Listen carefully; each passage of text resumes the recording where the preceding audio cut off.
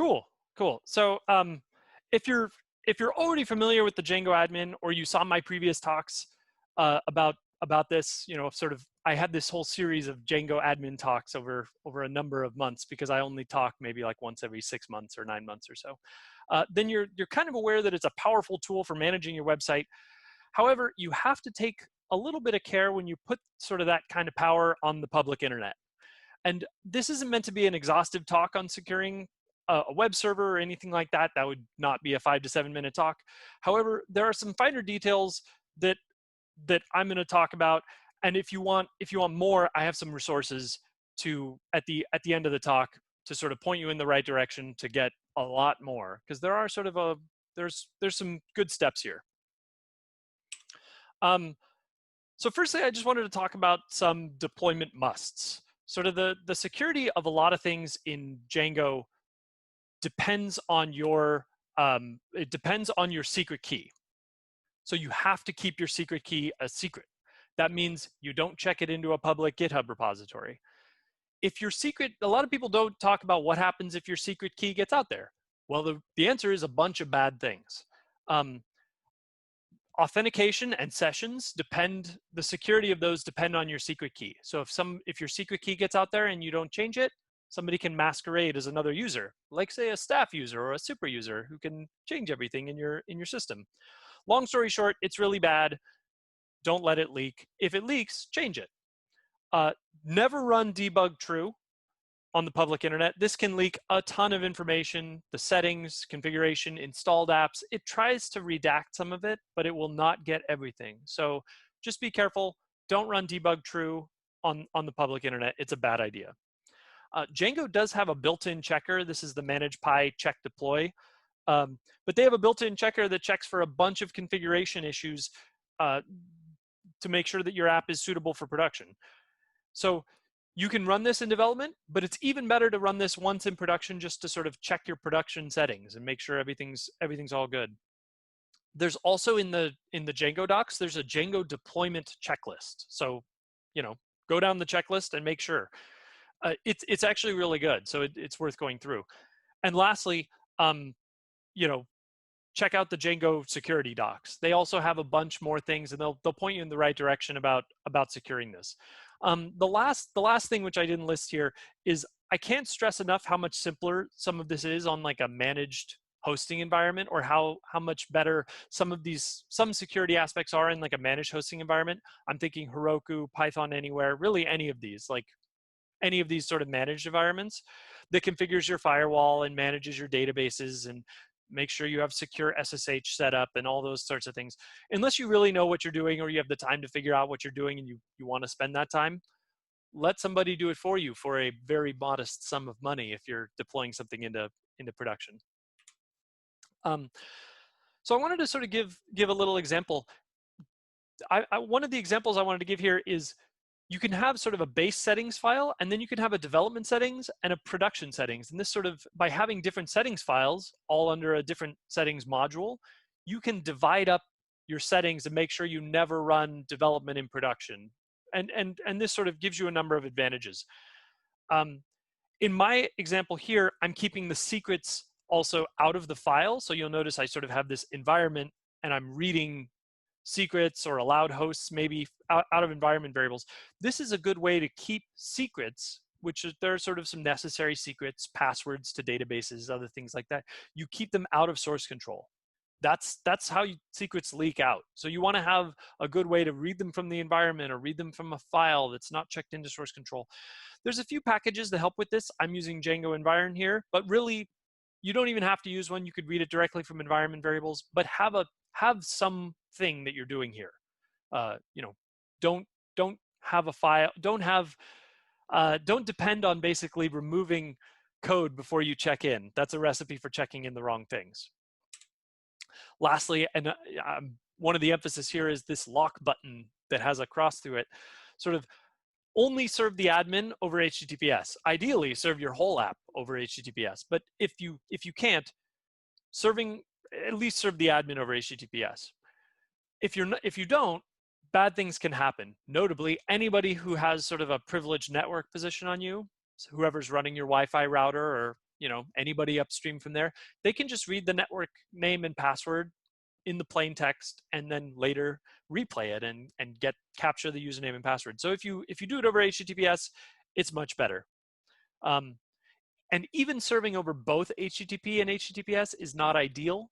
You really want to redirect HTTP to HTTPS if you can, to make sure that you're never serving things insecurely. Even if you only do the login over HTTPS, then you have a session cookie over HTTP, which is potentially dangerous as well.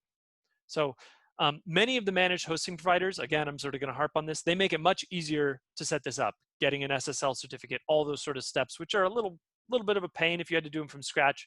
They're a bit easier. So just do it.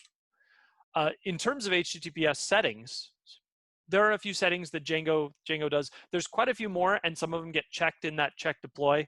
But some of the key ones are making sure the cookies are marked secure, which means they're never transmitted over HTTP, and redirecting from HTTP to HTTPS. These, I would say, are the most important. But if you run the check deploy, it will check a bunch of other settings to make sure that you're doing everything right. One of the other things, nobody really tells you this, is that the Django-admin login is not rate limited. That means somebody can just keep trying until they guess your username and password. So if you have a password that's in the first, million easiest to guess passwords, it's going to be discovered very easily. So, I'm not trying to criticize Django for not throttling these requests. There are some reasons to do this, and it's perhaps better done at the web server level, but you want to set something up that does this. And there's a few ways to do this.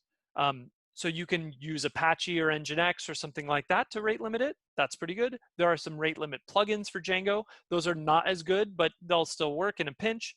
And there are some other authentication libraries like Django AllAuth that supports rate limiting out of the box, assuming you have a cache like Memcached or Redis.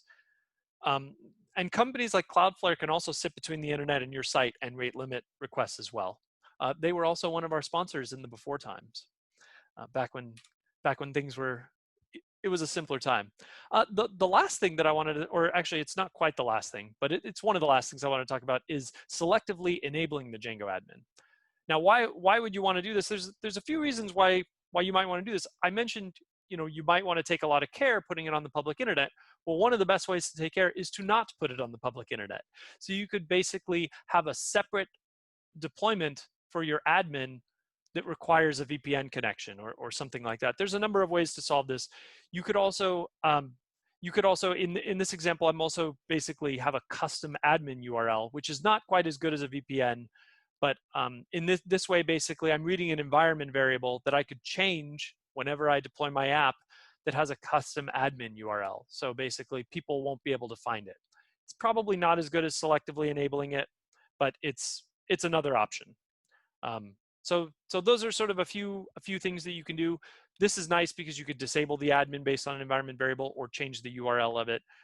But also having the VPN, or even just having the admin firewalled potentially, like somewhere like Cloudflare might be able to do that pretty easily. You could restrict it to certain IP addresses. That might be really nice too. So these are all sort of options when you're deciding to put the Django-admin out on the internet. I can't tell you how many sites I've found on the internet that have the Django-admin just at /admin, and these are big sites. And it's potentially dangerous. It's not necessarily the worst, because if you have really strong passwords and everybody who has access to the admin has a really strong password, it's probably okay, but it's a risk. So I did just want to acknowledge some resources. This talk by Peter Baumgartner at DjangoCon US 2019 called Prepping Your Project for Production. It has a few other things. It talks about some other trade-offs, but it does deal a bit with security, and it's a longer talk than this one. It's more like half an hour or 40 minutes. So, you can find it on YouTube. I think it's also on pyvideo.org. Mozilla has a Django deployment tutorial. These are all links, by the way, and I'll post the links in the video description. I mentioned the Django deployment checklist and the Django security docs. There's also Mozilla Observatory, which is this fantastic open source sort of scanner for your website. It's not Django specific, but it can check that you got a lot of the HTTPS settings and some of the other settings right. It's really powerful. It basically is sort of a black box check of what manage.py check deploy does. So it's really nice actually in that regard. Cool, and these are just links to the past talks that I gave about the Django-admin. And that's really it. And if there's any other topics you would like to hear on this subject, please let me know. But I'm gonna stop sharing. Actually, maybe I'll keep sharing while we cut to questions. Are there any questions about this? I definitely have a question. Go for it. So I saw this talk in person, and it was interesting. Like when I saw it come up, I was like, oh, I've seen this. And then I very quickly realized that I had yet to have written a Django app when I saw it the first time. So it suddenly had so much more meaning for me. I loved the part, I think it was like slide 3, where you've got these selective settings. That one, there you go. The selective settings files, because I did exactly what you're talking about. I accidentally did a push to the Git and I forgot to take the secret key out. And then I was like, oh, and then I changed it, moved it back to an environment variable, and then pushed it again. And sure enough, I had a third-party app on Git that scans this stuff, and I got an email saying, hey, we think you published your key. And I was like, it's out there permanently in the history. So I'm assuming you've got different setting files, and you just the production one you put in the Git ignore. Actually, in this example, there's no secrets in here. It's reading the secrets out of environment variables. So what you're proposing is another solution. You can have basically a settings file that doesn't have anything checked in, or even you could have a settings file that reads from just a secrets file, and you make sure that the secrets file is not checked in. So this is an option.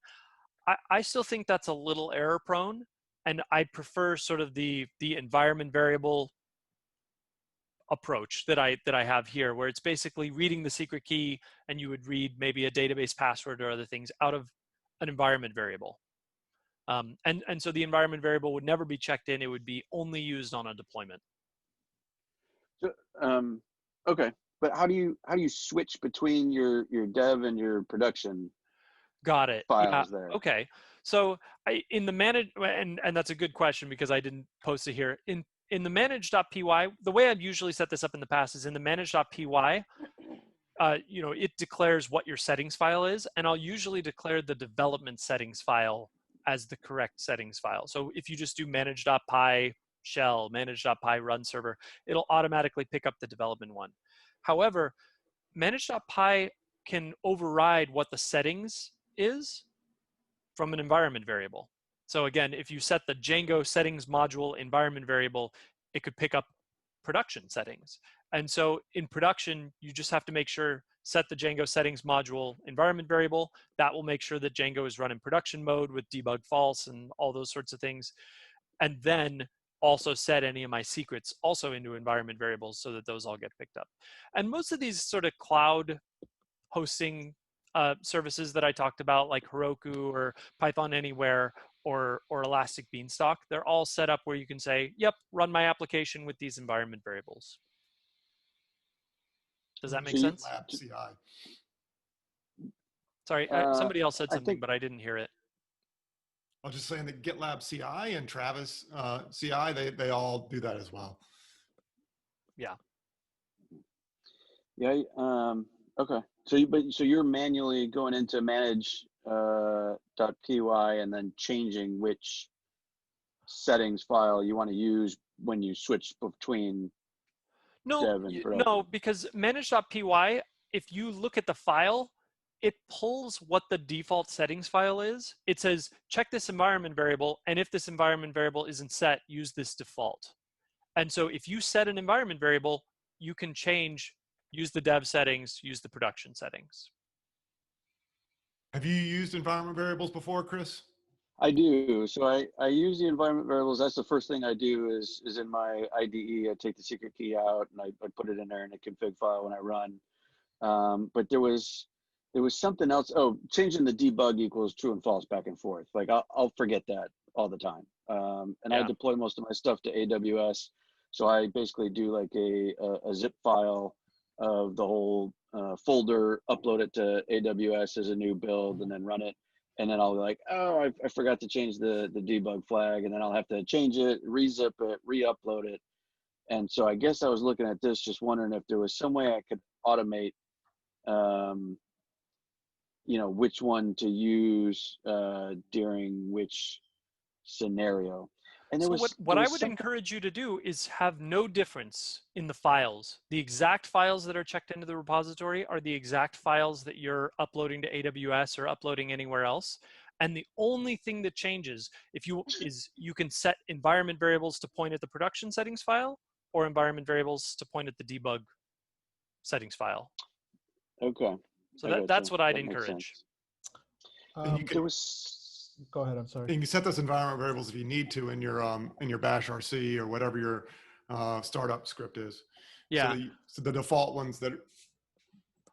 Although I would actually encourage you to have the default just, be some sort of local development setup, and then, basically only the secrets, like production database passwords, production secret keys, only these are secrets that you need to load into AWS or wherever you end up deploying it. Definitely. Something that I found, and maybe you've got a workaround for this. If I make changes to the models and I need to make migrations, I've been having to take my key out of the environment variable, put it back in the settings file in order to run migrate, and then take it out and put it back in the environment variable. Is there a better way to do that? So there's a few, there's a few, running migrations is always a little tricky. How do you run migrations in production? And there's a few approaches that I've seen people take, and I'll tell you the approach that I take. So the approach that I take, and I take this in both personal projects as well as sort of professional projects that I work on, is the migration files are checked into the source code repository just like normal, but it's possible, although you have to have the secrets locally, you have to basically, there should be like a special way where you can get a shell connected to the production database locally. Or maybe you can upload a version of your app and run it without it already being production. So that some hosting environments allow that pretty easily, some don't.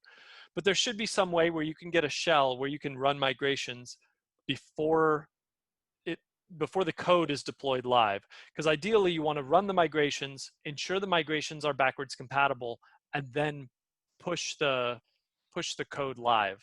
That's sort of the ideal workflow there, so that even if the database is even if the production code is one migration behind where the actual database is now, things should continue to run.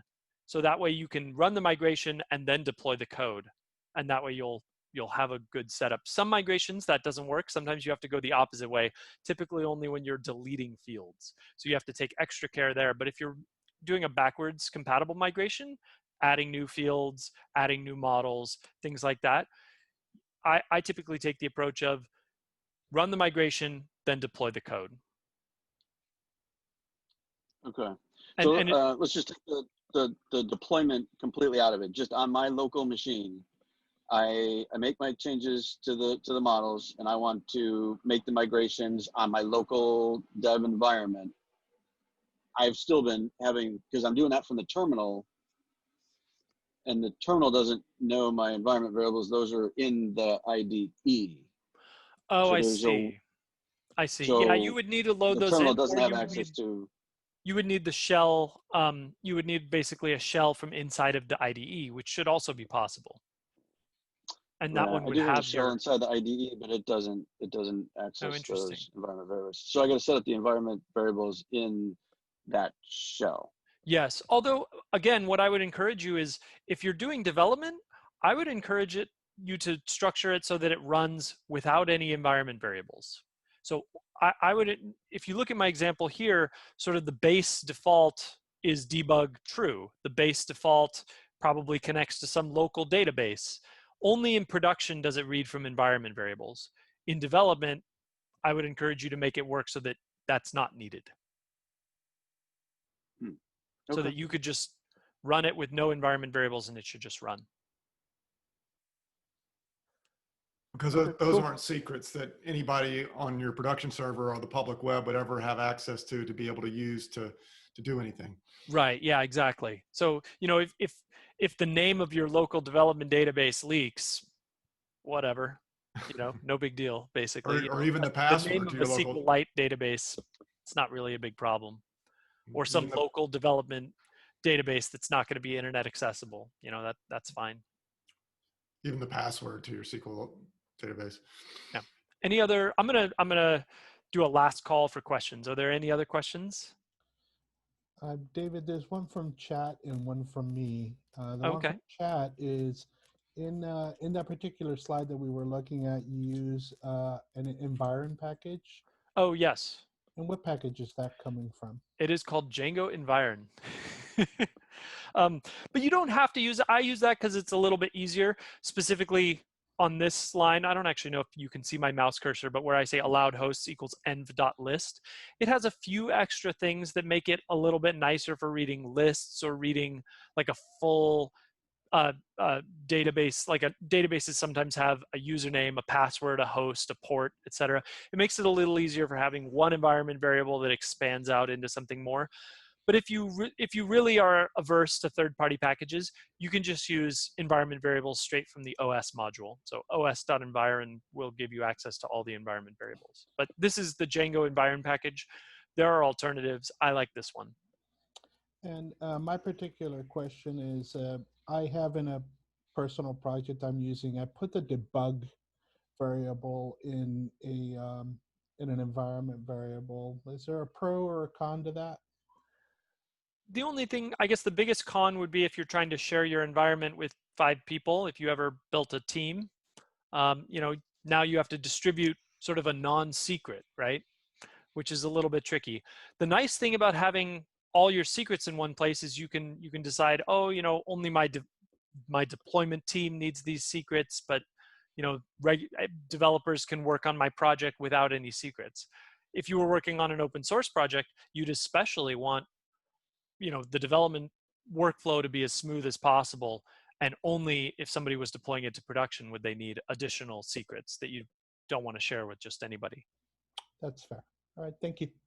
Cool. Last call for questions? Very last call.